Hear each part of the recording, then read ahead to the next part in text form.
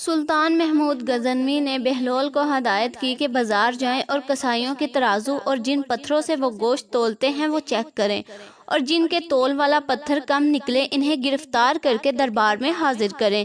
بہلول بازار جاتے ہیں، پہلے کسائی کا تول والا پتھر چیک کرتے ہیں تو وہ کم نکلتا ہے۔ کسائی سے پوچھتے ہیں کہ حالات کیسے چل رہے ہیں؟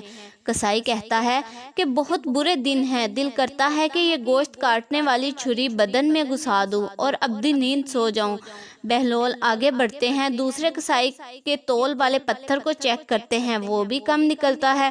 کسائی سے پوچھتے ہیں کہ کیا حالات ہیں؟ وہ کہتا ہے کہ کاش اللہ نے پیدا ہی نہ کیا ہوتا، بہت ذلالت کی زندگی گزار رہا ہوں۔ بہلول آگے بڑھتے ہیں، تیسرے کسائی کے پاس پہنچتے ہیں، تول والا پتھر چیک کیا تو بالکل درست پایا۔ کسائی سے پوچھا کہ زندگی کیسے گزر رہی ہے؟ کسائی نے کہا کہ اللہ تعالیٰ کا لاکھ لاکھ شکر ہے، بہت خوش ہوں، اللہ تعالیٰ نے بڑا کرم کیا ہے، اولاد نیک ہے، زندگی بہت اچھی گزر رہی ہے۔ بہلول واپس آتے ہیں، سلطان محمود غزنوی پوچھتے ہیں کیا پراگرس ہے؟ بہلول کہتے ہیں کہ کئی کسائیوں کے تول والے پتھر کم نکلے ہیں۔ سلطان محمود غزنوی نے غصے سے کہا کہ پھر انہیں گرفتار کر کے لائے کیوں نہیں؟